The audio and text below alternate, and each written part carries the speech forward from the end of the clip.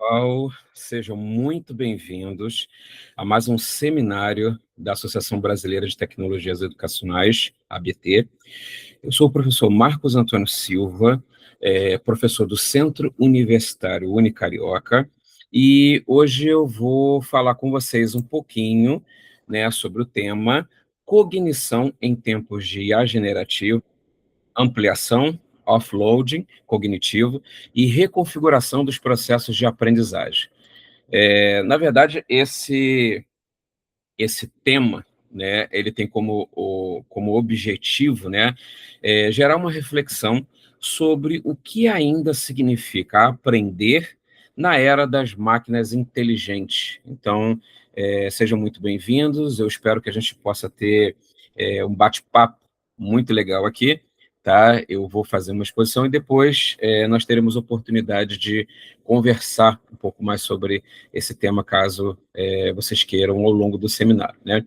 Então, eu acho que para a gente começar, né, uma primeira questão para a gente pensar, né, se eu posso hoje, né, pedir para uma inteligência artificial escrever, resumir, explicar e até pensar caminhos por mim, né? O que ainda significa aprender, né? Então, eu quero chamar a atenção porque essa não é uma pergunta retórica, né? Na verdade, essa pergunta ela representa uma certa tensão, né, central que existe hoje entre professores, pesquisadores, estudantes, né, em sala de aula e em todo espaço de produção do conhecimento, né, digamos assim. Então, a gente precisa entender, né, contextualizando a, esse cenário onde a gente hoje utiliza diferentes inteligências artificiais generativas, né, como ChatGPT, Copilot, Gemini, né, e tantas outras ferramentas, ele representa mais que uma inovação tecnológica, né? Ele, na verdade, representa uma ruptura que vai além do digital, né? Então, a gente está diante do que a gente pode chamar de uma mudança cognitiva e epistemológica profunda, né? Uma mudança não apenas nas ferramentas que a gente utiliza, mas também na forma como estruturamos a nossa cognição, como a gente estrutura o nosso pensamento, como a gente organiza o conhecimento e como a gente concebe o próprio ato de aprender, tá? Então, é um momento nunca antes vivenciado, né? Embora a gente já tenha aí já temos um histórico, né, de utilização de ferramentas digitais, né, e outras tecnologias, esse é um momento para o qual o ser humano nunca vivenciou, né? Então, é importante que a gente entenda que nós não estamos apenas usando ferramentas, né? Nós estamos, nesse momento, reorganizando a forma como pensamos, aprendemos e construímos memórias, né? Construímos toda uma organização cognitiva. Então, é importante frisar que cada tecnologia, cada nova tecnologia cognitiva, né, reconfigurou de alguma forma a mente humana, tá? Então, como eu disse antes, isso não é novidade, não é novidade utilizarmos diferentes tecnologias para ampliar a cognição humana, mas, por exemplo, só para a gente resgatar um pouquinho, né, a escrita mudou a forma como a gente organizava a nossa memória. A imprensa mudou a forma como a gente difundia, né, as informações, o saber.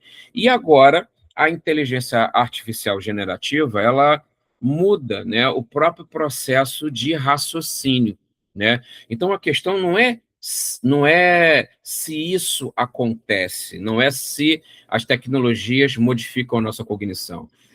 A grande questão agora é como respondemos a isso, ao uso dessas tecnologias que modificam a nossa cognição com intencionalidade, né? Então, diferentes ferramentas foram utilizadas para expandir as capacidades mentais humanas ao longo dos últimos séculos, né?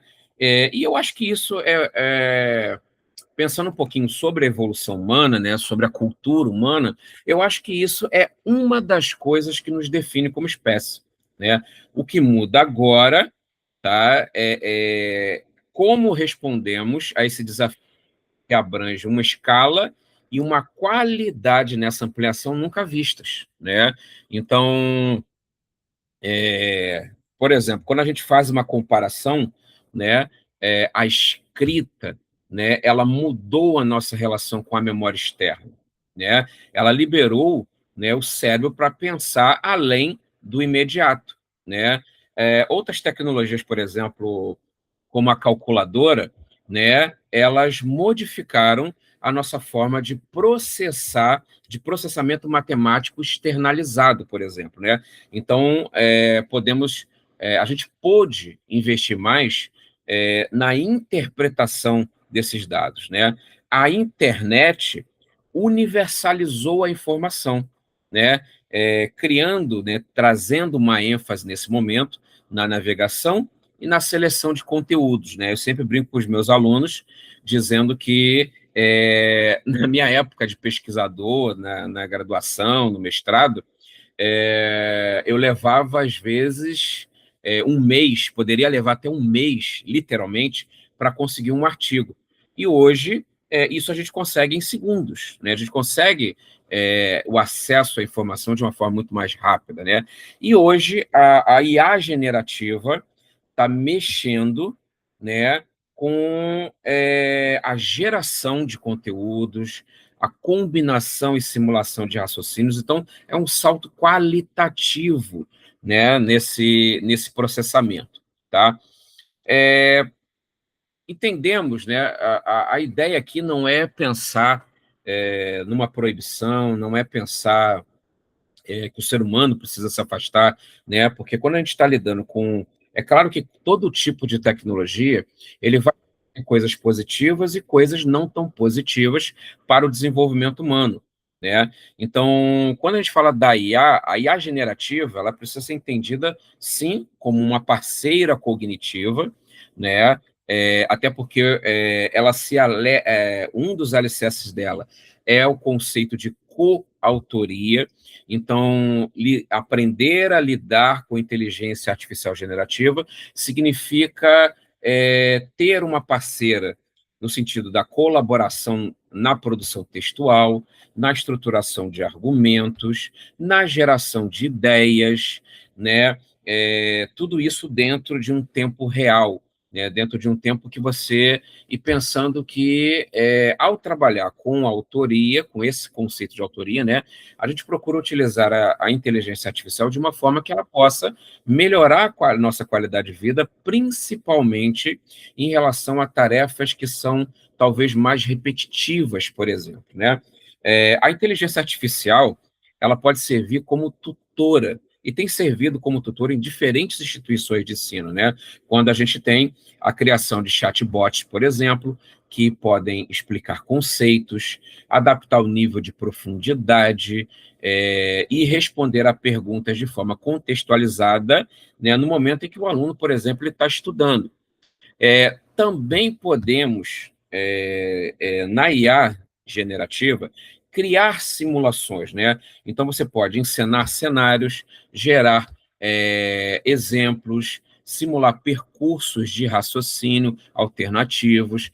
Então, a IA generativa ela pode ser uma parceira fantástica nos nossos processos de construção de conhecimento, né?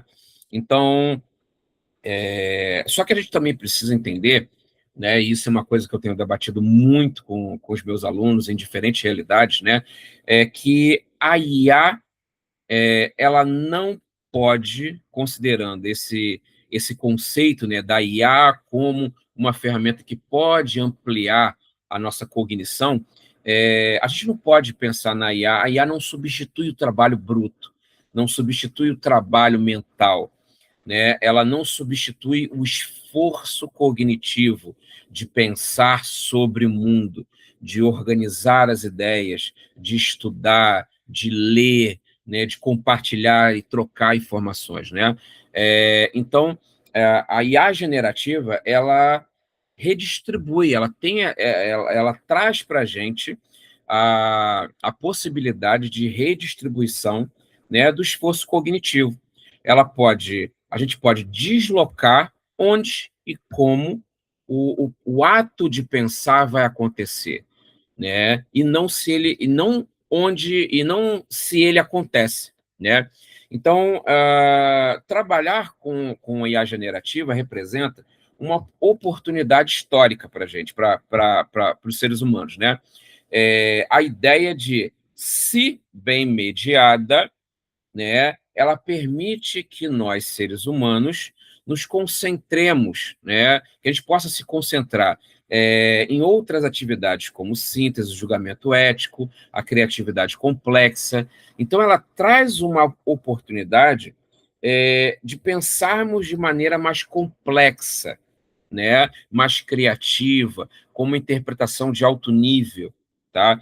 Porém, o uso exagerado de ferramentas de inteligência artificial também gera um risco muito grande para a cognição, que é o risco da superficialidade intelectual, quando não há uma mediação crítica, né? Então, a gente precisa considerar que quanto mais tarefas delegamos sem mediação, sem o refinamento, sem a mão humana, né, maior é a possibilidade da gente ter uma superficialidade intelectual no sentido de, como dizem algumas pesquisas, né, atuais, como o risco da gente aprender menos e fixar menos informações, tá? Então, é importante que estudantes, professores, profissionais entendam que usar a ferramenta não significa não trabalhar a cognição, não significa e aí eu gosto muito de exemplificar isso, né? Por exemplo, pedir para a ferramenta fazer um resumo de um artigo não implica em não ler o artigo, não implica em não trabalhar esse refinamento com a ferramenta, né? Pedir que a ferramenta gere um protocolo ou ajude numa outra situação, né, a criar perguntas norteadoras que possam facilitar a leitura de um material, por exemplo, não implica do estudante, do professor, criarem as suas próprias perguntas, desenvolverem o seu próprio raciocínio, lerem sobre aquele assunto, né? Então, isso é uma questão muito importante para a gente pensar, né? Quando a gente fala nesse momento em que a gente está experimentando, né, as ferramentas de inteligência artificial, ah, um conceito surge, né, que é o de offload cognitivo, né, ou descarregamento cognitivo numa tradução aproximada, né? Isso não é novidade, tá? O descarregamento cognitivo, de uma forma bem resumida, é a transferência de atividades mentais para sistemas externos. Nesse caso, ferramentas de inteligência artificial. Então, a gente faz isso o tempo inteiro. Tá? Isso não é uma novidade que apareceu com a inteligência artificial generativa. Porém, a IA, né, faz com que essa prática ela atinja uma dimensão inédita em termos de profundidade e consequências para a cognição humana. Então, a gente tem exemplos, a partir do momento que o ser humano começou, por exemplo, a usar celulares, né, e todo celular hoje tem uma agenda, né, a gente parou de memorizar números de celulares, né? Hoje ninguém fica memorizando vários números, né? A gente só memoriza muito mal um ou dois números, três números talvez, né? Eu brinco muito com isso, porque de cabeça eu não sei mais o telefone de ninguém, né? Não sei o número, vários números de ninguém, porque hoje a gente coloca tudo no celular, a gente libera a nossa memória para outras coisas, como o desenvolvimento da atenção, da linguagem, de uma memorização de outras coisas mais ativas, né? Antes o ser humano usava a sua cognição para se orientar no espaço, né? Hoje você sai da sua casa, no seu carro, você liga o seu GPS e o GPS ele meio que substitui o nosso mapa mental, né? A gente chega mais rápido, mas a gente perdeu uma certa fluência de leitura, né? Uma certa fluência em termos de leitura espacial do território, né? Então, isso é importante para a gente pensar, né? A tecnologia ela pode facilitar a nossa vida, mas todo uso exagerado também tem uma perda que o ser humano tem que lidar, né? Então, agora, o nosso grande desafio está relacionado com uma vez que a inteligência artificial ela redige, organiza ideias, resolve problemas, sugere decisões iniciais, né? Esse descarregamento ele está chegando ao núcleo, né, do pensamento profundo, né? Pensando, ele está chegando à forma de raciocínio, a forma como o ser humano organiza as suas ideias, como ele conecta, como ele relaciona, associa, como isso tudo fica, por exemplo, numa redação, no momento que ele está escrevendo. Então, é importante pensar, né? E aí o ponto crítico para a gente lembrar nesse momento é o que não praticamos, não aprendemos, ou não aprendemos ou esquecemos. Então, a gente tem um efeito imediato, né, que com a redução da carga mental, ou seja, a gente está delegando tarefas para a máquina, e aí a gente reduz a nossa carga mental. Ao fazer isso, né, o processo ele fica mais fluido, mais rápido e menos exaustivo, né? Isso pode parecer, em primeiro momento, um ganho. Porém, né, se eu pensar assim, agora não preciso mais redigir determinadas frases, fazer determinados cálculos, eu posso pensar inicialmente que isso é um ganho, né? Muito bom, eu vou ter a mente liberada para outras tarefas.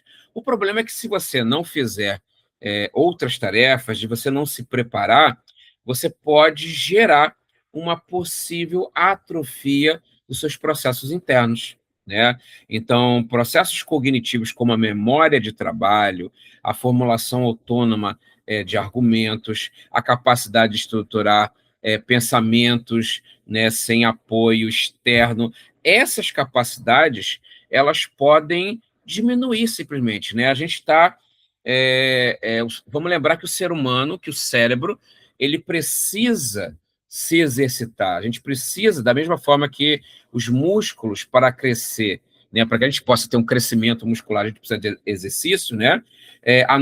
O nosso cérebro, a nossa cognição para se desenvolver também precisa de estimulação, né? Então, esse descarregamento, como a gente pode ver, ele não é necessariamente negativo. Eu quero chamar a atenção. Mas tudo depende da consciência do uso, da intencionalidade pedagógica com que professores e estudantes se apropriam das ferramentas, do uso das ferramentas de inteligência artificial. Então, como é que a gente hoje está reconfigurando esse paradigma de aprendizagem, né? Vamos lembrar que, para gerações anteriores, né, aprender significa internalizar determinados conteúdos, né? Então, a gente pode dizer que em gerações anteriores o conhecimento ele era medido pela capacidade de armazenar, reproduzir, aplicar informações em contextos controlados, né? Então, como é que você usa as suas informações, usa a sua cognição para resolver problemas cotidianos, tá? E qual é o paradigma que a gente tem hoje, né? Aprender hoje, em tempos de inteligência artificial, significa tudo isso ainda, tá? Também. Significa que eu preciso internalizar os conteúdos, mas a gente tem uma nova função, né? Que é a capacidade, uma nova competência ou habilidade que precisa ser desenvolvida, né? Que é saber interagir com sistemas cognitivos híbridos, né? Então, a inteligência artificial está aí para ficar, ela não vai desaparecer, tá? Mas a gente precisa aprender a trabalhar, a lidar e a comandar, né, sistemas cognitivos híbridos. Então, o valor da aprendizagem hoje, em muitos casos, ele migra para a capacidade, né, de trabalhar, de orquestrar ferramentas, de avaliar outputs, por exemplo, de construir sentidos a partir de múltiplas fontes. Então, em tempos de inteligência artificial, eu preciso mais do que nunca configurar a minha cognição para que eu possa comandar, né, lidar, executar tarefas com apoio de ferramentas de inteligência artificial. Então, não é apenas digamos assim, uma atualização curricular, né? É uma reconfiguração profunda do que significa ser competente em um mundo onde o acesso à informação e a geração de conteúdos acontece de forma ubíqua hoje, né? Então, ela acontece de uma forma que a gente nunca viu antes, tá? Então, é importante, né, a gente pensar que alunos e professores do futuro têm novas competências-chave para aprender, né? E aí eu gostaria de citar pelo menos 4 dessas competências chaves que a gente precisa, né? Primeiro, o que a gente chama de prompting, né? A capacidade que o sujeito tem hoje de formular boas perguntas, né? A arte de você poder treinar, instruir sistemas para obter respostas relevantes e precisas. Então, é uma mudança cognitiva onde o estudante precisa aprender a organizar, né, a cabeça, né, organizar a cabeça de forma organizada, comandar, né, todo um trabalho com a inteligência artificial, tá? Avaliação crítica. Vamos lembrar que a inteligência ela é falha, então o usuário ele precisa ter a capacidade crítica, desenvolver a capacidade de questionar, verificar, julgar as respostas geradas, né, sem passar adiante de forma automática aquilo que a máquina oferece. Também vamos precisar desenvolver o que a gente chama de curadoria de conteúdos, né? Então, a capacidade de selecionar, organizar e sintetizar informações com critérios éticos, estéticos e epistêmicos muito claros, tá? E, por fim, desenvolver habilidades metacognitivas, né? Saber distinguir o que realmente eu sei do que apenas eu deleguei para a consciência, ou seja, é uma consciência dos meus próprios processos cognitivos, tá? E pensando dessa forma, a gente chega à ideia de que qual é o novo papel do erro, né, hoje numa sociedade para o professor. Se antes o erro, por exemplo, era considerado uma falha individual, um sinal de incompreensão ou falta de estudo, né, corrigido pelo professor, apagado e superado, hoje o erro é considerado uma oportunidade de comparar o pensamento humano e o pensamento da inteligência artificial, né? Onde é que esses pensamentos divergem? Por quê? O que isso revela sobre a forma de raciocinar? Né? Então, isso é importante auxiliar o aluno a desenvolver esse tipo de pensamento. Então, o professor que antes era considerado um transmissor de informação, né, um detentor do saber, uma fonte de conteúdo, né, ele passa a ser um mediador cognitivo, né? Ele passa a ser um curador de conteúdos, um designer, um criador de experiências, né? É aquele que provoca, ele é aquele que problematiza e ensina o aluno a aprender não mais apenas conteúdos, mas a aprender a pensar como lidar com as ferramentas de inteligência artificial, né? Então, essas são habilidades, né, que são importantes para a gente pensar. Então, se a resposta hoje ela está pronta, né? Então o valor ele migra para o processo de construção do problema.